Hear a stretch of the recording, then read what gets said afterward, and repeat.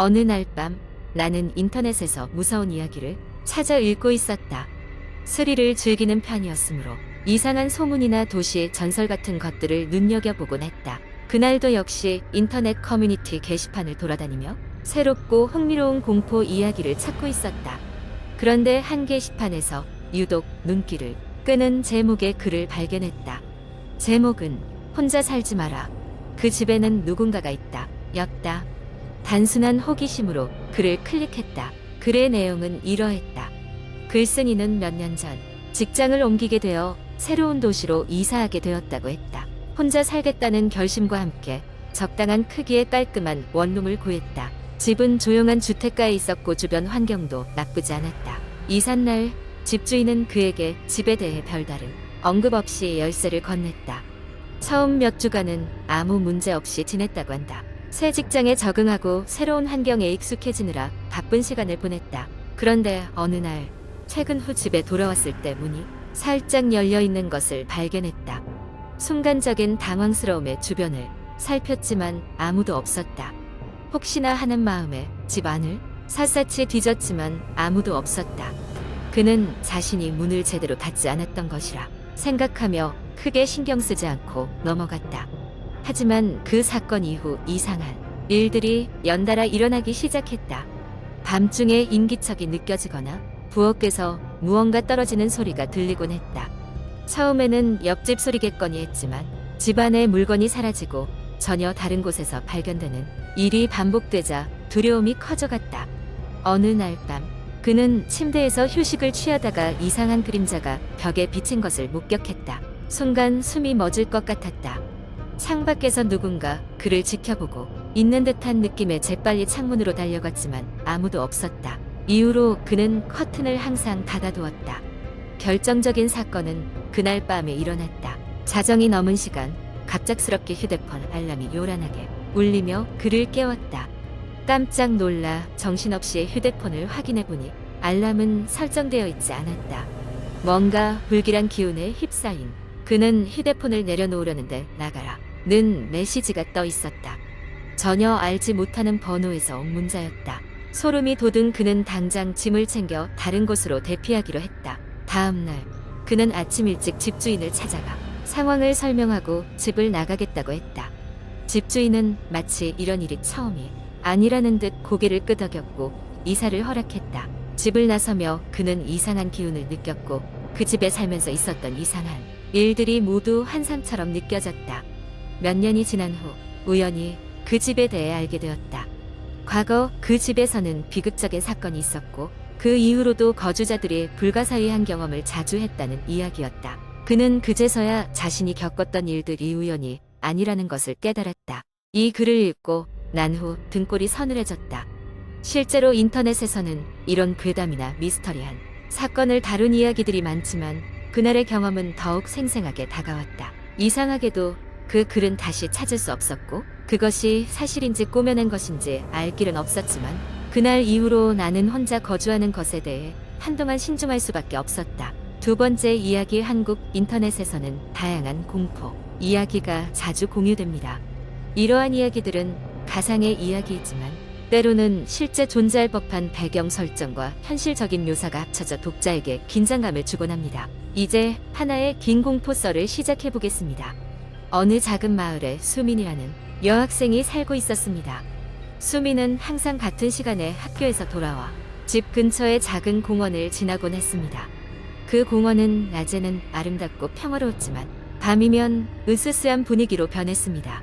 사람들은 아무도 그 공원에 어두워진 후에는 가지 않았습니다. 이유는 누구도 정확히 알지 못했지만 그곳에서는 가끔 이상한 일들이 발생하기 때문이었습니다. 어느 날 수민은 친구들과 늦게까지 학교에서 공부를 하다가 집으로 돌아가고 있었고 시간이 이미 늦었음을 깨달았습니다. 좀 더 빨리 집에 가고 싶은 마음에 수민은 공원을 가로질러 가기로 결심했습니다. 공원에 들어서자 평소와는 다른 느낌이 들었습니다. 나무들이 바람에 스치며 내는 소리가 유난히 크게 들렸고 발걸음을 내디딜 때마다 마른 잎이 바스락거리는 소리가 무겁게 울렸습니다. 수민은 빠른 걸음으로 공원을 지나가려 했습니다. 그때 어디선가 도와주세요 라는 희미한 소리가 들려왔습니다. 처음에는 자신의 착각이라 생각했지만 소리는 점점 또렷해졌습니다. 수미는 두려움에 사로잡혔지만 누군가 정말 위험에 처한 것이라고 생각했고 용기를 내어 소리가 나는 쪽으로 조심스럽게 걸어갔습니다. 소리는 공원 뒤편에 오래된 정자 근처에서 나는 듯했습니다. 가까이 다가가자 정자 안에는 한 소녀가 울고 있었습니다. 소녀는 수민 또래로 보였지만 그녀의 얼굴은 공포로 일그러져 있었습니다. 도와줘. 여기서 나가고 싶어. 소녀는 떨리는 목소리로 말했습니다. 수민은 소녀를 진정시키며 무슨 일이냐고 물었습니다. 소녀는 자신의 이름이 지영이라고 말하며 몇 달 전 이곳에서 실종되었다고 했습니다. 하지만 아무도 자신을 찾지 않았고 이 공원에 갇혀 있다고 했습니다. 수민은 믿을 수 없었지만 지영의 간절한 표정에 함께 공원을 빠져나가자고 했습니다. 둘이서 서둘러 공원 출구로 향하려는데 갑자기 공원 안에 있던 가로등이 깜빡거리기 시작했습니다. 그러더니 순식간에 모든 불빛이 꺼졌습니다. 불현듯 온몸에 소름이 돋고 주변이 깜깜해졌습니다. 수미는 손에 꼭 쥔 지영의 손이 차갑게 식어가고 있음을 느꼈습니다. 수민아, 너도 곧 이곳에 묶일 거야. 지영의 목소리가 예전과는 달리 메아리처럼 울렸습니다. 깜짝 놀란 수미는 손을 놓고 뒤돌아뛰기 시작했습니다. 하지만 아무리 달려도 공원 일출구는 나타나지 않았습니다. 나중에야 수미는 자신이 처음 그 소리를 들은 장소 근처를 계속해서 맴돌고 있음을 깨달았습니다. 수미는 두려움에 어쩔 줄 몰라 부들부들 떨며 주저앉고 말았습니다. 얼마나 시간이 흘렀을까. 갑자기 주위가 밝아지고 수미는 깜빡 잠이 들어 있었다는 것을 알게 되었습니다. 모든 것이 꿈이었을지도 모른다고 생각하며 공원 출구로 나갔지만 문득 정자를 보니 전날 밤의 기억이 생생히 떠올랐습니다. 그리고 정자 아래에는 누군가의 이름이 새겨진 낡은 목각이 놓여 있었습니다. 지영. 그 이후로 수미는 그 공원 근처에 다시는 가지 않았습니다. 그리고 몇 년이 지나 수미는 마을을 떠나면서 그날 밤의 경험은 마치 꿈처럼 혹은 유령과의 만남처럼 그녀의 기억 속에 남게 되었습니다. 그러나 그 공원의 소문은 여전히 계속되었고 새로운 사람들이 여전히 그곳에서 무언가를 경험한다고 속삭였습니다. 이 이야기는 시간이 흐르며 조금씩 변화했지만 수민의 경험이 곧바로 새로운 전설로 자리 잡았습니다. 사람들은 그 공원이 모든 것을 기억한다고 믿었으며 용기가 없는 자는 절대 그곳에 가지 말라 경고하곤 했습니다. 이 이야기는 단순한 이야기에 불과할 수도 있지만 들을 때마다 등골이 오싹해지는 경험을 선사할 것입니다. 세 번째 이야기. 인터넷에서는 다양한 공포 이야기가 많지만 그 중에서도 특히 유명한 이야기 중 하나가 있습니다. 이 이야기는 익숙하지 않은 사용자가 잘못된 게시판을 방문하면서 벌어지는 끔찍한 사건을 다루고 있습니다. 지금부터 그 이야기를 길고 자세하게 풀어드리겠습니다. 이 이야기는 작은 고시원에 살면서 취업 준비를 하던 한 청년의 경험담으로 시작됩니다. 청년은 긴긴 밤을 인터넷 서핑으로 보내며 스트레스를 해소하곤 했습니다.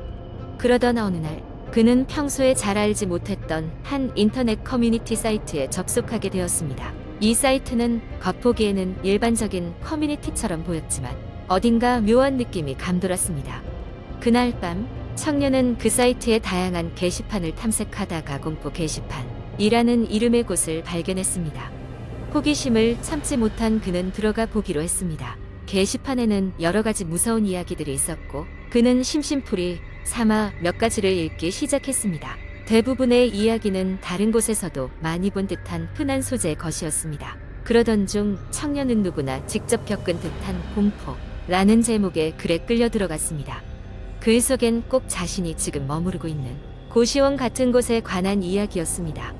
사연의 주인공은 어느 날 밤 자신의 방문 앞에서 이상한 소리를 듣기 시작했고 점차 그 소리가 가까워지며 방 안으로 들어오려는 느낌을 받았다는 내용이었습니다.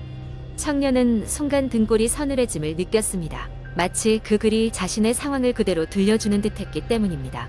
그는 무심코 댓글을 보니 그 게시물에 대해 경고하는 댓글들이 달려 있었습니다. 이 글을 마저 읽으면 당신에게도 일어날 수 있습니다.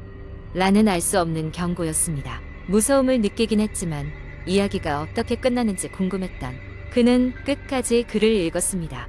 글의 마지막에는 주인공이 문을 벌컥 열었을 때 아무도 없었지만 발자국 소리만이 방 안 곳곳에 울려 퍼졌다는 내용이었습니다. 그로부터 며칠이 지난 후 청년은 인터넷 커뮤니티 방문을 자제하며 공부에 매진했습니다.